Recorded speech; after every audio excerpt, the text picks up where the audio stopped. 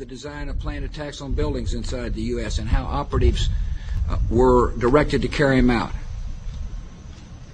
That is valuable information for those responsibility to protect the American people.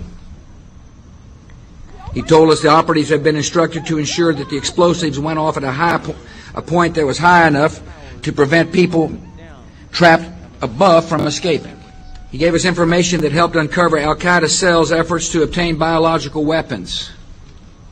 This is Building 7, a 47-story skyscraper that fell on the afternoon of September 11th. The government says that fire brought it down. However, 1,500 architects and engineers concluded it was a controlled demolition. Over 6,000 of my fellow service members have given their lives. And thousands of my fellow first responders are dying. I'm not a conspiracy theorist. I'm a structural engineer. I'm a New York City correction officer. I'm an Air Force pilot. I'm a father who lost his son. We're Americans, and we deserve... I lost my husband. My son. My uncle. My nephew. September 11th, 2001. Most people don't know a third tower fell that day. The government says fire brought it down. The collapse of World Trade Center 7 was primarily due to fires.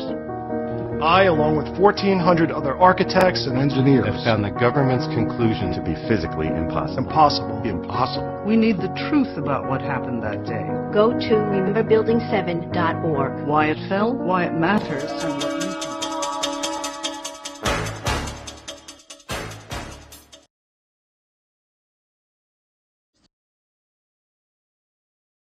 Rocket scientist Wernher von Braun, who built German rockets and dropped them on London, was also put on the new CIA payroll.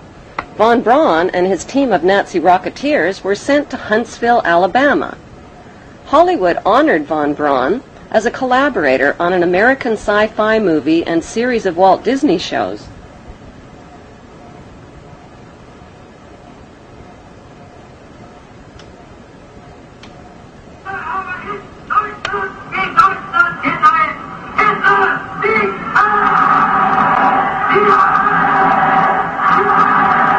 Let's take you back to 1958, 59, and I'm suddenly required to work with a Nazi.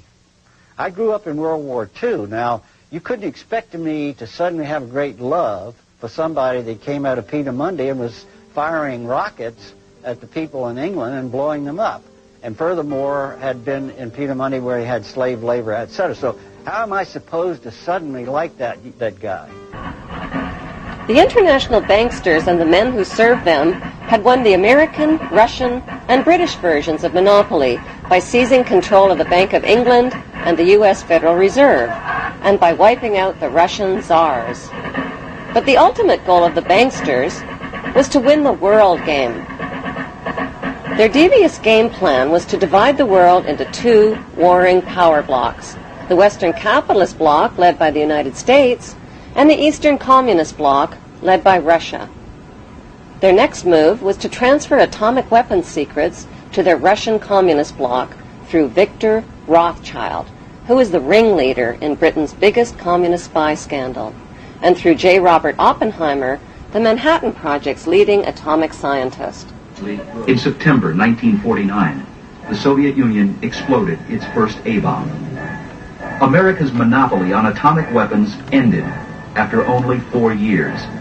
Now, both superpowers had the means to destroy the world.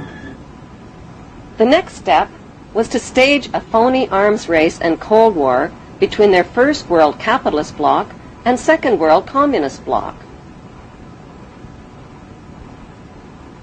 Like sports teams, the U.S. and Russian superpowers needed recruits for their war games, so they forced new Third World members of the United Nations to choose sides. American Secretary of State John Foster Dulles warned Third World countries that you're either with us or you're against us. Korea and Vietnam were torn up like rags into half-communist, half-capitalist countries and became the playing field for phony war games between the bankster superpowers. Marilyn Monroe in Korea, America's great sex symbol, innocent and alluring, caught in the blood and mud of the Korean War. To the battle-weary soldiers who gazed at her, she must have looked like an angel sent from heaven to ease the pain of fighting a God-forsaken war in a far-off land. Explicable invaders. But though generally outnumbered, American Sabres and British Meteors are outfighting the MiGs. The lives of 4 million Korean civilians and 33,000 American soldiers were sacrificed in the 1950 Korean War, bringing the banksters another step closer to world domination. Like Korea, Vietnam was split into North and South Vietnam and became their next target.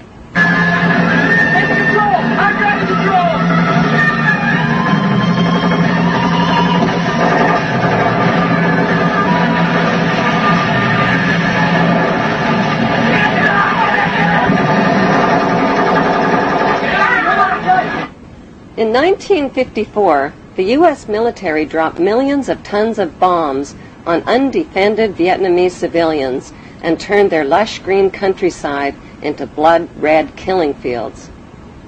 It was a butcherous campaign of terror, rape, torture, lies, and cover-ups. The U.S. military, who had already tested 2 radioactive atomic weapons of mass destruction on the people of Japan, decided to test their chemical weapons of mass destruction on the people of Vietnam.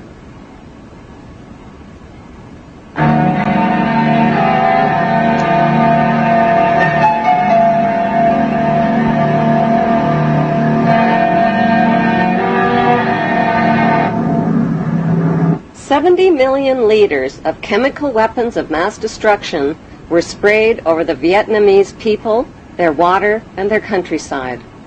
The most lethal was Agent Orange, which defoliated, killed, and contaminated everything in its path like a radioactive atomic bomb. To this day, survivors suffer related cancers, genetic deformities, and permanent environmental damage. Many U.S. servicemen publicly confessed to their crimes and suffered haunting flashbacks. Novel from New York, I have Vietnamese campaign ribbon, Vietnamese service ribbon, National Defense ribbon, and Purple Heart.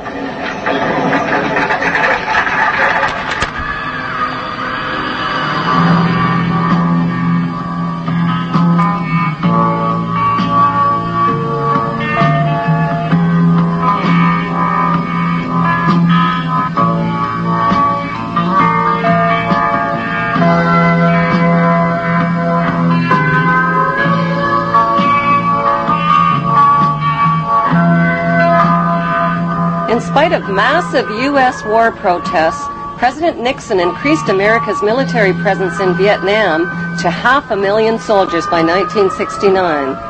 It was Nobel Peace Prize winner Henry Kissinger who convinced Nixon to expand the Vietnam War to the neighboring countries of Cambodia and Laos, causing the mass murder of another 1 million innocent people and their families.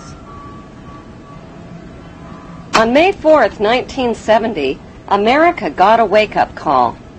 6 peaceful anti-war student demonstrators from Kent State and Jackson State universities were shot dead by U.S. armed guards, while dozens of others were wounded. The message came through loud and clear: the power of the U.S. military could turn its weapons on its own citizens.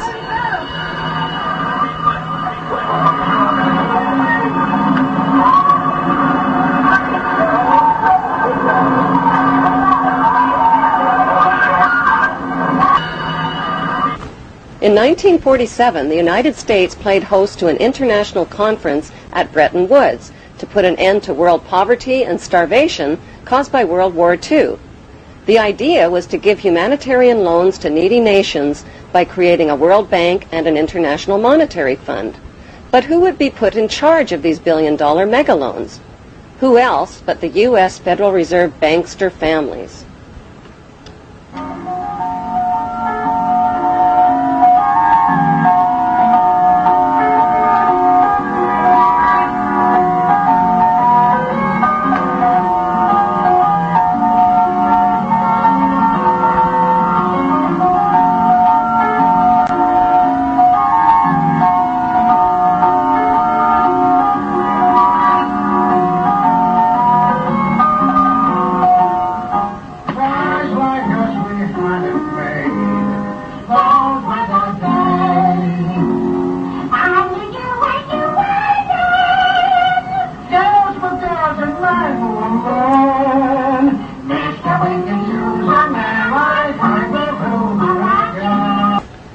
U.S. Federal Reserve banksters in charge of humanitarian loans is like putting pedophiles in charge of daycare centers.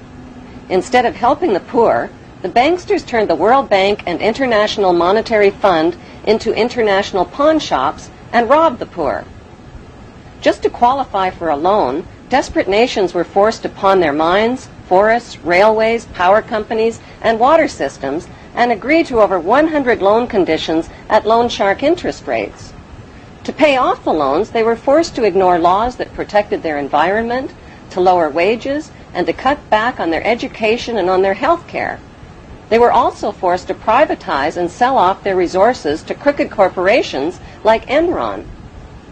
Lord Wakeham, the director of N.M. Rothschild & Sons, was on the audit committee of Enron and cooked the books and sucked billions from pension funds and investors before declaring bankruptcy. When poor nations were unable to pay their loans, they were given new loans to pay off the old loans. But these so-called bailout loans weren't about bailing out the poor. They were about bailing out and lining the pockets of loan underwriters like Citigroup and America's most notorious crooks and banksters. As desperately poor nations got more desperately poor, the filthy rich banksters got filthier rich, and God help anybody who got in their way. Davison Buddu, senior economist for the International Monetary Fund, resigned to, quote, wash my hands of the blood of millions of poor and starving people. When President John F. Kennedy tried to take back America by reviving U.S. government printed money, his head was blown off in a Dallas motorcade.